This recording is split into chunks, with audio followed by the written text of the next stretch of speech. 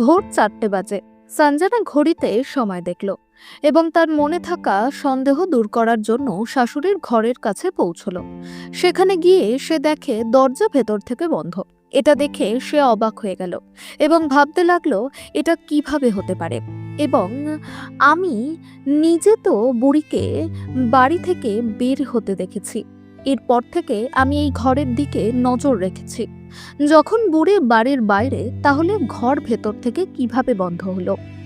কিন্তু যখন সঞ্জনা জানালার মধ্য দিয়ে ঘরের ভেতর তাকালো, তখন দেখলো তার শাশুড়ি শান্তভাবে ঘুমোচ্ছেন।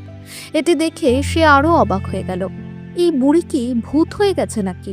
সে ভাবতে লাগলো কিভাবে ঘরের ভেতর এলেন। সঞ্জনা তার নিজের ঘরে দৌড়ে গিয়ে রজতকে জাগালো এবং উত্তেজিতভাবে বলল, রজত ওঠো। রজত অনিচ্ছা সত্ত্বেও উঠে বলল, কি হলো সঞ্জনা, তুমি এত ঘামছো কেন?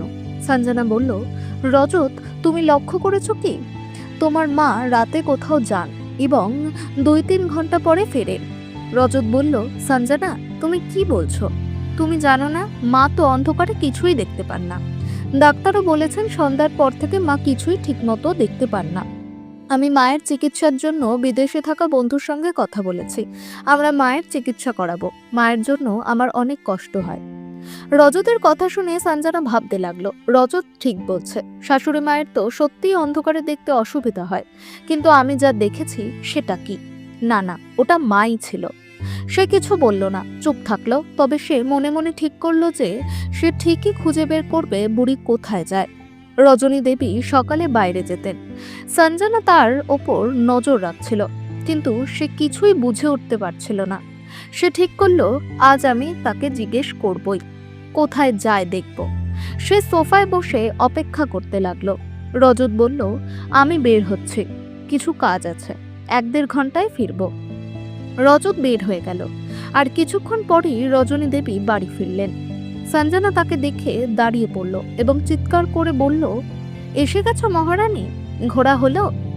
রজনী দেবী থেমে তার দিকে তাকালেন।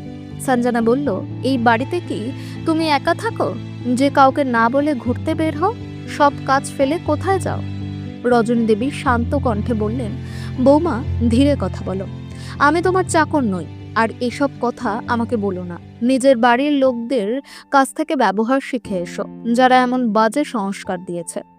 সঞ্জনা এগিয়ে গিয়ে রজনী দেবীর হাত পেছন থেকে টেনে বলল, বুড়ি কি বললি? এত সাহস তোর? কোথায় গিয়ে এসব শিখিস? এমন সময় সঞ্জনা বাইরে থেকে রজতকে ঢুকতে দেখে চুপ করে বলল, রান্নাঘরে গিয়ে চুপচাপ সব বাসন মাজ, আর ছেলেকে যদি কিছু বলিস তবে তোর খবর আছে। রজত বলল, তোমার মা ফোন করেছেন সঞ্জনা, উনি স্টেশনে, আমি তাকে আনতে যাচ্ছি। সঞ্জনা খুশি হয়ে বলল, মা আসছেন? তবে মায়ের জন্য আজকে কিছু ভালো রান্না করি। রজত তাড়াতাড়ি গাড়ির চাবি নিয়ে বের হয়ে গেল। এদিকে সঞ্জনা রান্নাঘরে গিয়ে বলল, এই বাসন মাজা ছেড়ে ভালো কিছু জল খাবার বানাও। মা আসছেন, আলুর দম আর কচুরি বানাও, আর সঙ্গে গাজরের হালুয়া। দুধ চাও করতে হবে, মনে রেখো সব ভালো হওয়া চাই। বলে সঞ্জনা সোফায় গিয়ে বসলো এবং মাকে ফোন করতে লাগলো। মা, আগে বললে না যে তুমি আসছো? খুব ভালো লাগছে, এসো একসঙ্গে জলখাবার খাবো। 1 ঘন্টার মধ্যে রজত সঞ্জনার মাকে নিয়ে বাড়ি ফিরল। মাকে দেখে সঞ্জনা তার যত্নে ব্যস্ত হয়ে পড়ল। নলিনী দেবী জিজ্ঞেস করলেন, তোর শাশুড়ি কোথায়? সঞ্জনা বলল, জলখাবার বানাতে ব্যস্ত। নলিনী দেবী রান্নাঘরে গেলেন এবং রজনী দেবীকে দেখে চমকে উঠে বললেন, বিয়ান, এই বয়সে আপনি কিভাবে সব সামলান? আমাকেও শিখতে হবে। সবাই একসঙ্গে জলখাবার খেলো। সঞ্জনা চাইছিল শাশুড়ি কচুরি বানাতে থাকুক, কিন্তু নলিনী দেবী বললেন, না, ওনারও আমাদের সাথে বসে খাওয়া উচিত, বরং তুমি বানিয়ে দাও। রজত অবাক হয়ে মুচকি হেসে বলল, তোমার কৌশল্যাময়ী মা হঠাৎ সুমিত্রা হয়ে গেল কেন? সঞ্জনাও অবাক, ভাবল মাকে জিজ্ঞেস করতে হবে। রজত অফিসে চলে গেল। শাশুড়ি কাজ শেষ করতে গেলেন আর নলিনী দেবী বললেন, চলুন বেয়ান, একসঙ্গে সমস্ত কাজ করি। রজনী দেবী বললেন, আরে না বেয়ান, আমার জন্য তো এই কাজ 2 মিনিটের। আর আপনি আমাদের অতিথি, আরাম করুন। নলিনী দেবী বললেন, আরে 2-4 দিনের জন্য নয়, পুরো মাসের জন্য এসেছি, কতদিন আর অতিথি হিসেবে থাকবো। সঞ্জনা বলল, মা একটু ঘরে আসো, তোমাকে কিছু জিনিস দেখাবো। সে মাকে টেনে নিজের ঘরে নিয়ে গিয়ে দরজা বন্ধ করে বলল, মা এটা কি হচ্ছে? আমার শাশুড়ি এত ভালো না যে তুমি তার ওপর এভাবে ভালোবাসার বর্ষণ ঘটাচ্ছ। তুমি কোনো কাজের লোক নও যে বাসন মাজবে। মা বললেন, তুমি যা বলছো সে হিসাবে তো সেও কোনো কাজের লোক নয়। সঞ্জনা অবাক হয়ে বলল, মা তোমার কি হয়েছে? যাকে তুমি আগে একদম সহ্য করতে পারতে না তাকে এত সম্মান দিচ্ছ? নলিনী দেবী বললেন, হ্যাঁ এটা ঠিক, তবে আমি যখন 1 মাসের জন্য এসেছি তখন আমাকে ভালো মানুষ তো হতেই হবে। সঞ্জনা সবকিছু বুঝতে পারল এবং বলল, মা তুমি তো সত্যিকারের জিনিয়াস। দুজনেই জোরে হাসতে লাগলো। পরের দিন সকালে রজনী দেবী আবারও ভোরে উঠে জলখাবারের আয়োজন সেরে 6টার মধ্যে বেরিয়ে গেলেন। ঘরের সবাই তখনও ঘুমাচ্ছিল। 8:30টার সময় ফিরে এলে নলিনী দেবী বললেন, আরে বেয়ান, আপনি এত সকালে কোথায় গিয়েছিলেন? রজনী দেবী বললেন, কিছু না, একটু হাঁটতে বেরিয়েছিলাম। নলিনী দেবী বললেন, আসুন একসাথে বসে চা খাই, আমি সবে বানিয়েছি। সঞ্জনা তো এখনো ঘুমোচ্ছে। রজনী দেবী তার সঙ্গে বসে চা খাচ্ছিলেন। নলিনী দেবী বললেন, আপনি কি কিছু মনে করবেন যদি আমিও কাল থেকে আপনার সাথে যাই? রজনী দেবী একটু ঘাবড়ে গেলেন। আরে আপনি কোথায় যাবেন? আমি অনেক দূর হাঁটি, আপনি আরাম করুন। নলিনী দেবী বললেন, আপনার সঙ্গে গেলে ভালো লাগবে, আর আমারও অভ্যেস হবে। সঞ্জনা এসে দেখে দুজনেই চা খাচ্ছে। সে বলল, আমাকেও 1 কাপ চা দিন। রজনী দেবী চা দেওয়ার জন্য উঠতে গেলে নলিনী দেবী বললেন, না আপনি বসুন, এত হাঁটাহাঁটি করেছেন, আমি বানাচ্ছি। এটা দেখে সঞ্জনা আবার ভাবতে শুরু করলো। সুযোগ পেয়ে সে শাশুড়িকে বলল, মা এখানে এসে এত কাজ করছে আর আপনি শুধু কাজ করাচ্ছেন। রজনী দেবী কিছুই বুঝতে পারলেন না কোথায় ভুল হয়েছে। দুপুরে খাওয়ার পর সবাই বিশ্রাম নিতে গেলে রজনী দেবী কাজ শেষ করে 3টেয় বেরিয়ে গেলেন। সঞ্জনা দেখলো এবং বুঝলো শাশুড়ি আবার বেরিয়ে গেছে। সে মাকে বলল, মা জানো না আমার শাশুড়ি কোথায় যায়? প্রতিদিন সকালে এবং সন্ধ্যায় 3 ঘন্টার জন্য উধাও হয়ে যায়। নলিনী দেবী বললেন, এটা আমিও দেখেছি, আমি যখন জিজ্ঞেস করেছিলাম বললেন হাঁটতে যান। কাল থেকে আমিও যাব বলেছি। সঞ্জনা খুশি হয়ে গেল যে তার মা বুঝতে পারবে শাশুড়ি কোথায় যান। পরের দিন সকালে রজনী দেবী আরো ভোরে উঠে বাড়ির সব কাজ সেরে এবং জলখাবারের আয়োজন করে 5:30টায় বেরিয়ে গেলেন। যাওয়ার আগে তিনি দেখলেন কেউ জেগে আছে কিনা। নলিনী দেবী পরে উঠলেন এবং অবাক হয়ে গেলেন। তিনি কিছুই বুঝতে পারলেন না কেন রজনী দেবী তাকে ছেড়ে একা গেলেন। তিনি অপেক্ষা করতে লাগলেন। 8:30টায় ফিরে এলে তিনি বললেন, বেয়াই আমাকে ফেলে চলে গেলেন? আমিও আপনার সাথে একটু হাঁটতে যেতে পারতাম। রজনী দেবী একটু বিব্রত হয়ে বললেন, আরে না, আপনি ঘুমোচ্ছিলেন তাই একাই গেলাম। ঠিক আছে, তবে বিকালে কিন্তু আমাকে অবশ্যই নিয়ে যাবেন, নইলে আমারও ওজন বেড়ে যাবে। নলিনী দেবী বললেন, কিন্তু বিকেলেও রজনী দেবী দ্রুত সব কাজ শেষ করে চুপি চুপি বেরিয়ে গেলেন। সঞ্জনা তার শাশুড়িকে বলল, কোথায় যাবেন যান, কিন্তু বাড়ির কাজ আগে করে তারপর যান, আর বিকেলের চায়ের আগে ফিরবেন। যতদিন আমার মা আছে কোনো অজুহাত চলবে না। এভাবে দিন চলছিল। সঞ্জনা তার মায়ের সঙ্গে শাশুড়ির সমালোচনা করত। একদিন সে বলল, মা তুমি ভালো করে দেখেছো তো আমার শাশুড়ির কোনো প্রেমিক আছে নাকি? একা থাকার কারণে বাইরে যায় কিনা আবার? এ কথা রজনী দেবীর কানে গিয়ে পৌঁছলো। তিনি রেগে গিয়ে বললেন, সঞ্জনা এ ধরনের কথা আমার সম্পর্কে কিভাবে বলছো? কিছু তো লজ্জা করো। সঞ্জনা বলল, লজ্জা আপনিই করুন, এভাবে বাইরে বেরানোর আগে নিজেকে আয়নায় দেখুন, নিশ্চয়ই এই বুড়ি প্রেমিকের সঙ্গে দেখা করতে যায়। রজনী দেবীর মুখ ফ্যাকাশে হয়ে গেল। রজনী দেবী কাতর মুখ নিয়ে বললেন, এই বয়সে এমন অপবাদ সঞ্জনা কিভাবে এমন কথা বলতে পারে? তার কান্না ভরা চেহারা দেখে নলিনী দেবী বললেন, সঞ্জনা মুখ সামলে কথা বলো। আমি নিজে ওনাকে পার্কে যোগ ব্যায়াম করতে দেখেছি, কারোর সাথে কোনো কথাও বলেননি। নলিনী দেবীর কথায় সঞ্জনা ও রজনী দেবী দুজনেই তার মুখের দিকে তাকালো। সঞ্জনা অবাক হয়ে ভাবছিল তার মা কি সত্যিই বদলে গেছেন নাকি কোনো চালাকির খেলা চলছে। কিন্তু রজনী দেবীর মনে তখন অন্য কথা চলছিল। তার চোখে জল চলে এলো, কারণ বৌমার কথাগুলো তার হৃদয়ে তীরের মতো বিঁধে গেছে। তিনি ঘরে গিয়ে স্বামীর ছবির দিকে তাকিয়ে বললেন, যার স্বামী নেই তাকে কি কি না শুনতে হয়, কিন্তু কষ্ট হচ্ছে এ কারণে যে নিজের বৌমা এমন কথা বলছে। এমন সময় নলিনী দেবী ঘরে ঢুকলেন। তাকে দেখে রজনী দেবী দ্রুত চোখের জল মুছে বললেন, আসুন বেআইন, বসুন। নলিনী দেবী বসে বললেন, সঞ্জনার পক্ষ থেকে আমি ক্ষমা চাইছি। রজনী দেবী বললেন, ও তো সবসময় এমন কথা বলেই থাকে, কিন্তু বেআইন, আপনি কি সত্যি আমার পিছু নিয়েছিলেন, না শুধু কথার কথা বলেছিলেন? নলিনী দেবী বললেন, বেয়ান, আমি সত্যি দেখেছিলাম আপনি কোথায় যান। রজনী দেবী বললেন, তাহলে মিথ্যে বলার কারণ কি? আপনিও সত্য লুকিয়েছেন সঞ্জনার কাছে, যেমন আমি এতদিন ধরে লুকিয়ে এসেছি। এর কারণ কি? নলিনী দেবী বললেন, বেয়ান, কিন্তু আপনি এটা লুকিয়ে রেখেছেন কেন? এসব তো বলা যেতেই পারে। রজনী দেবী বললেন, এই সত্যকে লুকিয়ে রাখার কারণ জানতে হলে আপনাকে লম্বা গল্প শুনতে হবে। ব্যাপারটা তখনকার, যখন সঞ্জনা এই বাড়িতে বউ হয়ে এসেছিল। আমি জানি না যে আপনাকে বলবো কিনা, কিন্তু সঞ্জনা কখনোই রজত বা আমার স্বামীকে সম্মান দেয়নি। সে সবসময় ফোনে আপনার কাছে আমাদের সমালোচনা করত।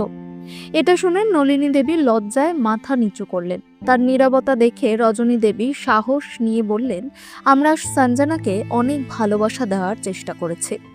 দীপা আমাদের একমাত্র মেয়ে, কিন্তু সঞ্জনাকেও বউ নয়, বরং দ্বিতীয় মেয়ের মতো দেখেছি। দীপার জন্য যা কিছু আনা হয়েছে সঞ্জনার জন্য একই রকম আনা হয়েছে। আমার স্বামী সঞ্জনাকে সব সময় মেয়ের মতো দেখতেন, কিন্তু সে না ঠিক মতো কথা বলতো, না কোনো কাজ করতে চাইতো। কোনো দরকারে ডাকলেও সাড়া দিত না। সকালের জলখাবার, দুপুরের খাবার সবই আমাকে বানাতে হতো। তবু সে আমাকে আর আমার স্বামীকে দিয়ে সারাদিন কাজ করাতো। একদিন দুপুরের তীব্র গরমে সে তার শ্বশুরকে ঠান্ডা পানীয় আনতে বলল। তিনি সেই গরমে আনতে গেলেন। আমি নিষেধ করলে বললেন, নিজের মেয়ে বললে কি যেতাম না? কিন্তু যাওয়ার পর খবর এলো তিনি পথে মাথা ঘুরে পড়ে গেছেন। আমি একাই দ্রুত বেরিয়ে পড়েছিলাম, কারণ রজত তখন অফিসে ছিল। আমি ওনাকে হাসপাতালে নিয়ে গেলাম। তখন জানা গেল যে গরমে মাথা ঘুরে পড়ে গেছেন। বাড়ি ফিরে আসার পর থেকেই শরীর খারাপ হতে লাগলো। বারবার জ্বর আসতো। অনেক ওষুধ খাওয়ানো হয়েছিল, কিন্তু জ্বর যাচ্ছিল না। একদিন তার মুখ বেঁকে যেতে লাগলো এবং হাত অবশ পড়ল। দ্রুত হাসপাতালে নিয়ে গেলে জানা গেল যে স্ট্রোক হয়েছে। তার শরীরের অর্ধেক অংশ অসাড় হয়ে গিয়েছিল। ডাক্তার এক্সারসাইজ করতে বলেছিলেন, আর আমি সেসব করাতে লাগলাম। কিন্তু সঞ্জনার অত্যাচার বাড়তে লাগলো। শ্বশুরের সেবা সে করতে রাজি ছিল না, এমনকি আমার সাহায্যও করতে চাইতো না। সে রজতকে স্পষ্ট বলেছিল যে সে কিছু করবে না। আমার স্বামীর মস্তিষ্কের অবস্থাও তখন খারাপ হতে শুরু করে। উনি ভালো করে কথা বলতে পারতেন না। এর পাশাপাশি ভুলে যাওয়া আর ভয় পাওয়ার রোগও হয়েছিল। সঞ্জনা সুযোগ পেলেই তাকে ধমক দিত, বুড়ো কখন উঠবে, উঠে যা, নইলে মরে যা। এই বুড়িটা বাড়ির কাজ কম আর তোর কাজ বেশি করছে, কতদিন বাঁচবি? আমার যত্নে উনি একটু হাঁটতে পারতেন, তবে খাওয়াতে আমাকেই হতো। সঞ্জনা সবার অলক্ষ্যে আমার স্বামীকে বকতো। আমি বুঝতেই পারিনি সে আমার স্বামীকেও এমন মানসিক নির্যাতন করত। সে আমাকে দিয়ে সব কাজ করাতো, যেন আমাকে কাজের মানুষ বানিয়ে রেখেছিল। রজত কিছু বলতো না, বরং তার সামনে ভালো সাজার ভান করত। একবার সে আমাকে এমন কিছু বলেছিল যা আমি সহ্য করতে পারিনি। সে বলেছিল, এই বুড়ি, তোর স্বামীকে কি তরুণ বানাতে চাইছিস? ও আর উঠবে না। যদি এত শখ থাকে তবে অন্য কোথাও থাকার ব্যবস্থা কর এবং আমাদের ছেড়ে দে। ও তো মরে যাবে। এই কথা শুনে রজনী দেবী ফুপিয়ে কেঁদে উঠল। তারপর বলল, একদিন আমি আর রজত আমার স্বামীর জন্য এখান থেকে 2 ঘন্টা দূরে এক মন্দিরে মানত করতে গিয়েছিলাম। সেখানে এমন রোগীদের ওষুধও পাওয়া যায়। রজত বলল, মা, বাবাকে নিয়ে গিয়ে কি করব? উনি যেতে আসতে কষ্ট পাবেন। ওনার অবস্থা বলে ওষুধ নিয়ে আসব। আমি রাজি হয়ে গেলাম আর ওনাকে রেখে চলে গেলাম। ফিরে এসে দেখি উনি নেই। সঞ্জনা বলল যে সে তার বান্ধবীর সাথে কিটি পার্টিতে গিয়েছিল। ফিরে এসে দেখে বাবা বাড়িতে নেই। আমার তো বুক ধড়ফড় করতে লাগলো। অনেক হাসপাতালে খুঁজেছি, আশ্রমেও খুঁজেছি, কিন্তু কোথাও খোঁজ পাইনি। রজত বেচারা সব জায়গায় খুঁজতে লাগলো। পুলিশ স্টেশনেও রিপোর্ট করিয়েছিলাম, কিন্তু কোনো খোঁজ মেলেনি।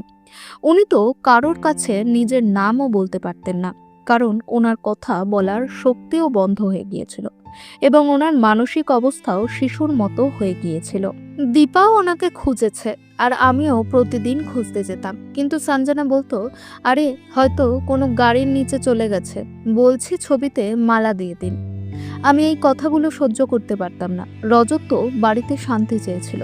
সে বাবাকে খুঁজে খুঁজে ক্লান্ত হয়ে গিয়েছিল। তারপর একদিন দীপার ফোন এলো। সে আমাকে এক পাগলদের হাসপাতাল যেতে বলল, কিন্তু আমি সেখানে গিয়ে হতবাক হয়ে গেলাম। যা দেখলাম তাতে আমার চোখের জল থামতেই চায়নি। সামনেই আমার স্বামী, যাকে আমার ছেলে বউ মৃত বলে ছবিতে মালা দিয়ে রেখেছিল, বিছানায় শুয়েছিলেন। তাকে খুব দুর্বল দেখাচ্ছিল। ডাক্তার বললেন যে তাকে এক সেতুর পাশে পাওয়া গেছে। তিনি ভীত শঙ্কিত অবস্থায় বসেছিলেন। এনজিওর টিম তাকে উদ্ধার করে নিয়ে আসে। আমি ও দীপা বাড়িতে কিছু বলিনি যে তাকে পাওয়া গেছে। তখন থেকেই প্রতিদিন তার কাছে যাই এবং তার হাত পা মালিশ করি, তাকে সাপোর্ট দিয়ে হাঁটাই। এখন তিনি অনেকটাই ভালো আছেন এবং একদিন বাড়ি ফিরবেন। নলিনী দেবী বললেন, বেয়ান, সব শুনে আমার খুব কষ্ট লাগছে, কিন্তু সঞ্জনার ভুলটা কোথায়? রজনী দেবী হেসে বললেন, আপনি তো আপনার মেয়ের অনেক ভুল আগেই শুনেছেন। আরও শুনতে চাইলে শুনুন। আমার স্বামী নিজে থেকে যাননি, বরং আপনার মেয়ে তাকে ভয় দেখিয়ে তাড়িয়েছিল। এটা আমার স্বামী নিজে আমাকে বলেছেন। তিনি জানিয়েছেন সেই দিন সঞ্জনা তার সামনে ছুরি নিয়ে দাঁড়িয়েছিল। সে বলেছিল 2 মিনিটের মধ্যে বাড়ি থেকে বের না হলে আমি ছুরি মেরে দেব। উনি এত ভয় পেয়ে গিয়েছিলেন যে কাঁপতে কাঁপতে বিছানা থেকে উঠে পালান। এক হাত অবশ অবস্থায় পালানো কঠিন ছিল। সঞ্জনা ছুরি নিয়ে পিছনে পিছনে গিয়েছিল। এই ভয়ে উনি বাড়ি থেকে বেরিয়ে যান। সঞ্জনা আঁচলে ছুরি লুকিয়ে বারবার দেখাতো, যাতে উনি আরো ভয়ে এগিয়ে যেতেন। সঞ্জনা বলেছিল, বাঁচতে চাইলে ট্রেনে উঠে পড়ো। রেল স্টেশন বাড়ির কাছেই ছিল। সঞ্জনাই এক রিক্সাওয়ালাকে বলেছিল স্টেশন অবধি ছেড়ে দাও। সে নিজেও রিক্সায় চেপেছিল এবং তাকে টেনে টেনে নিয়ে গিয়েছিল। তিনি ভয়ে সিটে বসেছিলেন। স্টেশনে গিয়ে কোন এক ট্রেনে চাপিয়ে দিল কে জানে। সঞ্জনা নিজে তারপরও ফিরে এসেছিল। উনি পরে স্টেশনে নেমে গিয়েছিলেন এবং কতদিন না জানি স্টেশনে ছিলেন। এমন করুণ অবস্থা হয়েছিল যে ছুরির ক্ষতস্থানে মাছি ভনভন করছিল। স্টেশন থেকে তাড়িয়ে দেওয়া হলে হাঁটতে হাঁটতে সেতুর নিচে চলে যান। সেখান থেকে এনজিওর টিম তাকে হাসপাতালে নিয়ে যায়। ভাবনার স্বামী পুলিশের কাজের সূত্রে সেখানে গিয়েছিলেন এবং তাকে দেখেই চিনতে পারেন এবং আমাকে খবর দেন। এখন তো জানলেন আপনার মেয়ে কতটা সংস্কারী। তখনই সঞ্জনা সেখানে এলো এবং বলল, অনেক হলো, এখন আর কিছু না। বুড়ি, তুইও এখান থেকে বেরিয়ে যা। তোর চরিত্র দেখেছি আমি, কোথায় কোথায় মুখ মারতে যাস। সে রজনী দেবীর হাত জোরে ধরে টানতে লাগলো এবং ঘর থেকে বাইরে নিয়ে যাওয়ার চেষ্টা করলো। নলিনী দেবী অনেক চেষ্টা করলেন তার বেআইনের হাত ছাড়াতে, কিন্তু সঞ্জনার মাথায় যেন ভূত চেপে বসেছিল। সে বলল, আজ ওকে তাড়িয়েই ছাড়ব। নলিনী দেবী সহ্য করতে পারলেন না এবং সঞ্জনাকে জোরে চড় মেরে দিলেন। সঞ্জনার হাত থেকে তার শাশুড়ির হাত ছিটকে গেল এবং সে বিস্মিত চোখে তার মায়ের দিকে তাকিয়ে রইল। মা, কি হলো? ওর জন্য আমায় মারছ কেন? ও বেঁচে থাকতে আমি শান্তি কিভাবে পাবো? আপনি তো জানেন ও কেমন। এর উত্তরে নলিনী দেবী একের পর এক চড় মারলেন সঞ্জনাকে। সঞ্জনা চিৎকার করে বলল, কি হলো মা? আপনি নাটক করছেন নাকি অন্য কিছু ভাবনা আছে? আগে তো এই বুড়ির এত নিন্দা করতেন, এখন কি জাদু করেছে আপনাকে? নলিনী দেবী বললেন, তোর মায়ের সাথেও তার বৌমা ঠিক এই কাজটাই করেছিল। যা এখন তুই তোর শাশুড়ির সাথে করছিস। তোর মাও এখন নিরাশ্রয়ী, ওনার মতোই।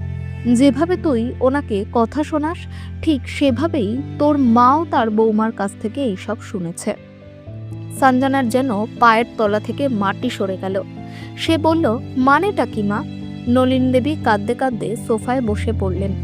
তোর বৌদি বিশাখা তোর বাবার মৃত্যুর পর থেকে আমায় খাবার পর্যন্ত দেয় না। বাড়ির কাজের লোককে এই বলে বের করে দিল যে এই বুড়ি কি করবে, সারাদিন শুধু বসে বসে খাবে। ঘরের সমস্ত কাজ, বাসন মাজা, ঝাড়ু দেওয়া, ঘর মোছা, কাপড় ধোয়া সব কিছু আমার ওপর চাপিয়ে দিয়ে নিজে ঘুরে বেড়ায়। একদিন আমি তোর ভাইকে বলেছিলাম, জানিস সে কি বলল? মা, তুমি নিজেই তো এইসব করেছো, এখন তাকেই বা কেন করতে দিচ্ছ না? ওকে নিজের মতন করে বাঁচতে দাও। তখন আমার মনে হলো আমি ভুল করেছি। আমার সাথে যা হচ্ছে তার সবই তো আমি তোকে তোর শাশুড়ির সাথে করতে শিখিয়েছিলাম। আমি তোকে ভুল শিক্ষা দিয়েছিলাম। এখন নিজের উপর সেসব এসে পড়ল। ভেবেছিলাম তোর কাছে এসে নিজের ভুল সংশোধন করব। তখন থেকেই আমি চেষ্টা করছি, বেয়ান আমাকে ক্ষমা করে দিন। নিজের কর্মের ফল এখন পাচ্ছি। এতদিন ধরে তোকে বোঝাচ্ছিলাম, কিন্তু তুই কিছুই বুঝলি না। সঞ্জনা বলল, মা, যখন বাড়ি ছেড়ে এলেন তখন বললেন না কেন আমি ভাইয়ের সাথে কথা বলতাম? নলিনী দেবী বললেন, কোন মুখে বলতাম? আমি তো নিজের কর্মফলই ভোগ করছি। আর তোর ননদের ফোন যদি রজতের কাছে আসতো, তুই যে তোর শাশুড়িকে এত কষ্ট দিচ্ছিস, তুই কি ঠিক হয়ে যেতিস? সঞ্জনার চোখ মুখ নিচু হয়ে গেল। তার মায়ের সঙ্গে যা ঘটেছিল সে নিজেই নিজের শাশুড়ির সঙ্গে তাই করছিল। ঠিক তখনই রজত সেখানে এসে পড়ল। সে জিজ্ঞাসা করল, এখানে কি হচ্ছে? সবার মুখ গম্ভীর হয়ে গেল। কেউ কোনো কথা বলল না। রজত কিছুই বুঝে উঠতে পারল না। তখন সঞ্জনা বলল, রজত, তুমি বসো, আমি চা নিয়ে আসছি। রজত আরও অবাক হলো, কারণ সঞ্জনাকে সে এমনভাবে কখনো দেখেনি। আর তার আসার সময় চা সবসময় তার মাই বানাতেন। রজনী দেবী ঘরে যাওয়ার জন্য উঠতেই রজত বলল, মা, কি হয়েছে? কেউ কিছু বলছে না কেন? আর সঞ্জনা তো চা বানায় না। ঠিক তখনই বাড়ির ভেতরে থেকে ভাবনার গলা শোনা গেল। রজত তাকে দেখে বলল, দিদি, তুমি হঠাৎ কিভাবে এলে? এসো এসো, বসো। দীপা বলল, আমি বসতে আসিনি তোমার বাড়িতে। রজত বলল, এত রেগে কেন তুমি দিদি? এটা তো তোমারও বাড়ি। ভাবনা রেগে বলল, রজত, তুমি কি আসলেই এত সরল, নাকি এমন ভান করো? রজত বলল, দিদি, স্পষ্ট করে বলো, কি সব কথা বলছো? দীপা বলল, রজত, তোমার বাড়িতে এত কিছু হয়ে গেল আর তুমি কিছুই টের পেলে না। আমি নিজে আমার বাড়িতে আসা বন্ধ করে দিয়েছিলাম, কারণ এখানে আমার বাবা মায়ের সম্মান নেই। আর তুমিও তো আমাকে একবারও জিজ্ঞেস করনি। রজত হতবাক হয়ে ভাবনার দিকে তাকিয়ে রইল। দীপা আজ যেন জ্বলন্ত বারুদের মতন ফুঁসে উঠেছিল এবং তার ভেতর থেকে অনেক কিছু বিস্ফোরিত হয়ে বেরিয়ে আসতে চলেছিল। রজতের মনে পড়ে গেল যে 1 বছর আগে যখন ভাবনা তার ছেলের নামকরণের অনুষ্ঠানে এসেছিল, তখন সঞ্জনা তার সাথে কি আচরণটাই না করেছিল। সে সময় দীপা চুপচাপ চলে গিয়েছিল, কিন্তু স্পষ্ট বলেছিল যে সে আর কখনো এই বাড়িতে পা রাখবে না।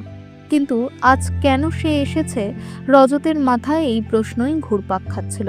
রজত দীপাকে বলল, দিদি, আমি সবকিছুই মনে রেখেছি, কিন্তু আজ কি হয়েছে? দীপা বলল, এর কারণ এই কাগজগুলো।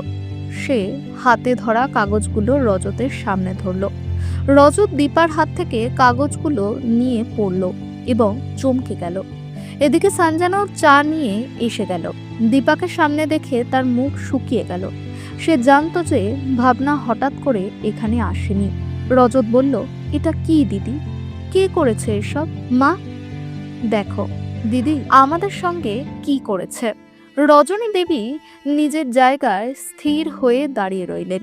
তখন নলিনী দেবী বললেন, রজত, কি এমন হয়েছে যে তুমি এত অবাক হচ্ছ? দীপা, তুমিই বলো। ভাবনা বলল, কেন, আপনার আদরের মেয়ে কিছু বলবে না? সে পিছনে কেন?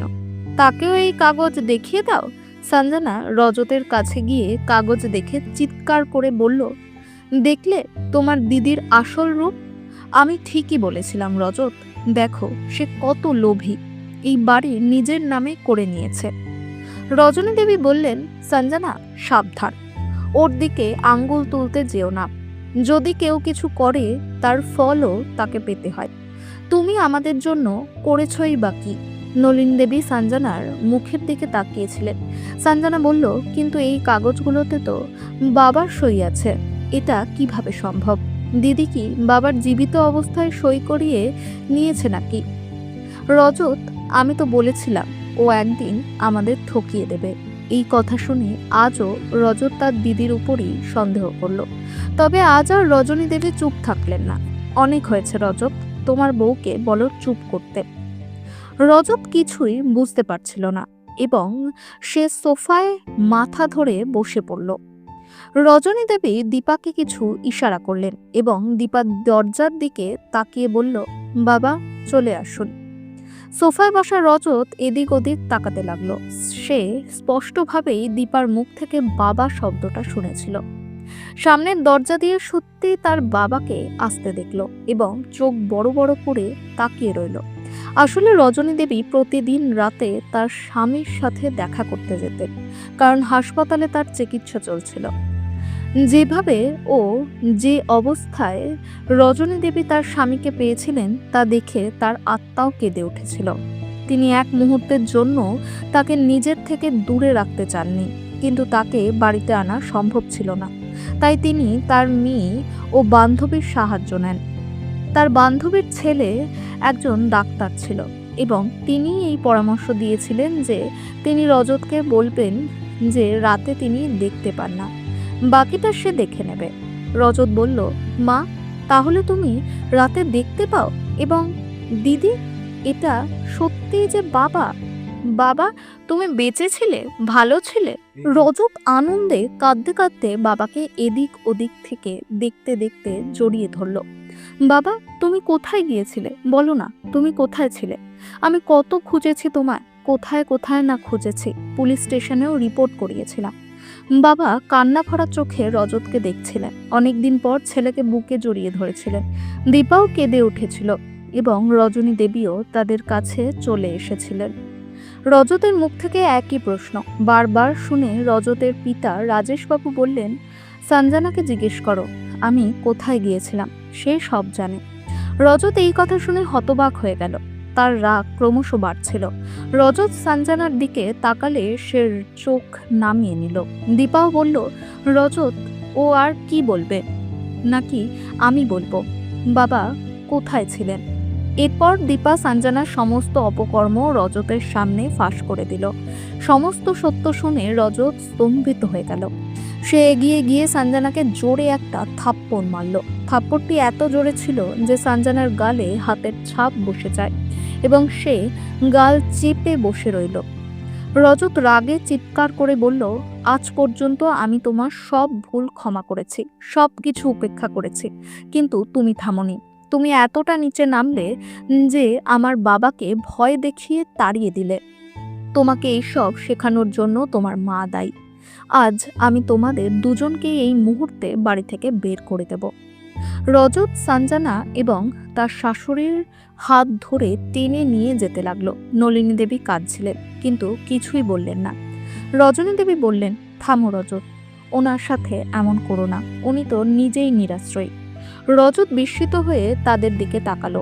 রজনী দেবী তাদের ভেতরে নিয়ে বসিয়ে বললেন, রজত, ওনার বৌমা ওনার সাথে খুব খারাপ ব্যবহার করেছে এবং বাড়ি থেকে বের করে দিয়েছে, তাই তিনি এখানে এসেছেন। কোথায় যাবেন উনি? ছেলে বের করে দেওয়ায় মেয়ের কাছে আশ্রয় নিতে হয়েছে। রজত বলল, ও এই জন্যই শাশুড়ি মা এতদিন ধরে এতটা পাল্টে গিয়েছিলেন। খুবই স্বার্থপর, নিজে অসহায় হওয়ায় মেয়ের বাড়িতে এসে থাকতে হবে দেখে পাল্টে গেছেন, অথচ এর আগে নিজের মেয়েকে কেবল কুটিলতা শেখাতেন। শেষ কথাগুলো বলতে বলতে রজত তার শাশুড়ির উপর চিৎকার করছিল। নলিনী দেবীর লজ্জায় মাথা নিচু করে মাটিতে তাকিয়ে রইলেন। তিনি বললেন, বাবা রজত, আমি আমার ভুলের জন্য সকলের কাছে ক্ষমা চাইছি। আমার সাথে যা হয়েছে তা আমি তোমাদের সাথেও করেছি। ঈশ্বর প্রতিটি কর্মের ফল দেন, আমিও তা পেয়েছি। রজনী দেবী রজতকে বললেন, উনি তো নিজের ভুল স্বীকার করেছেন, কিন্তু সঞ্জনার কি হবে? সে তো নিজেই নিজের ঘর ধ্বংস করতে চাইছিল। ভেবেছিল শাশুড়ি শ্বশুর এবং ননদকে দূরে রেখে সুখে থাকবে। কিন্তু তুমি পরিবার থেকে বিচ্ছিন্ন হয়ে কি সত্যিই সুখে থাকতে পারতো? সঞ্জনা বলল, রজত, তুমি আমাকে থাপ্পড় মেরেছ। দেখো, আমি তোমাকে ডিভোর্স দেব এবং আমার অধিকার ছাড়বো না। দীপা কাগজ মায়ের হাতে দিয়ে বলল, মা, আমি কিছু চাই না। যা আপনি বলেছেন আমি তাই করেছি। এসব সবই আপনার এবং রজতের। আমি আমার শ্বশুরবাড়িতে সুখে আছি। রজনী দেবী বললেন, রজতের চোখ কিভাবে খুলতো যদি আমি এটা না করতাম? ঠিক তখনই নলিনী দেবী উঠে বললেন, তবে এখনো কিছু বাকি আছে। কথা বলে তিনি এগিয়ে গিয়ে সঞ্জনাকে কয়েকটি থাপ্পড় মারলেন এবং চিৎকার করে বললেন, যতবার বলেছি এটা করো না, ওটা করো না, কিন্তু মায়ের কথার কোনো প্রভাব পড়েনি তোর ওপর। তুই এত নির্লজ্জ আর কুৎসিত হয়ে গেছিস, কিন্তু সন্তান ভুল করলে মা বাবার তাকে শাস্তি দেওয়া উচিত।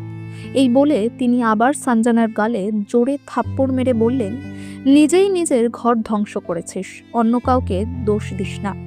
নিজের ভালো মন্দ মানুষ নিজে জানে ও বোঝে। এখন তোর মাও পথে পথে ঘুরবে, কারণ অন্যায় কাজের ফল ভোগ করতেই হয়। নলিনী দেবী বললেন, আমি আমার জিনিসপত্র নিয়ে চলে যাচ্ছি বেয়ান।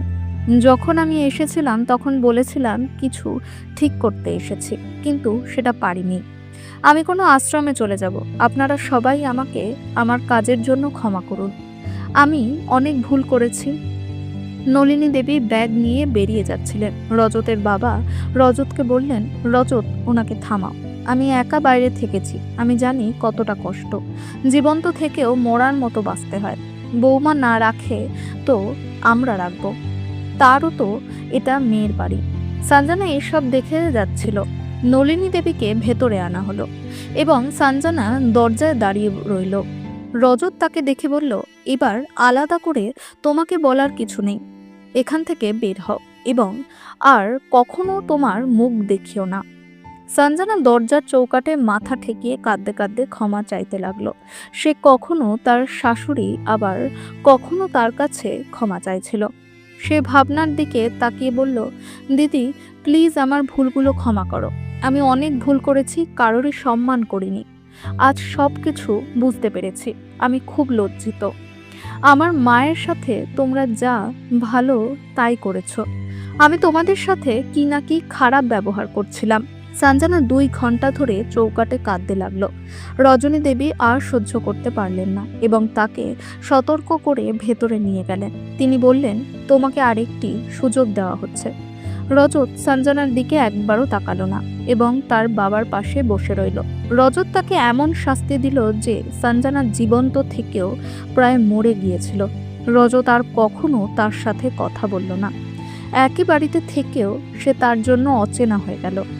বন্ধুরা, আশা করছি তোমাদের এই গল্পটি ভালো লেগেছে। এরকমই আরও শিক্ষণীয় গল্প বা মোরাল স্টোরিজ শুনতে আমাদের চ্যানেলটিকে সাবস্ক্রাইব এবং পাশে থাকা নোটিফিকেশন বেলটি অলে সেট করে দেবেন। ধন্যবাদ।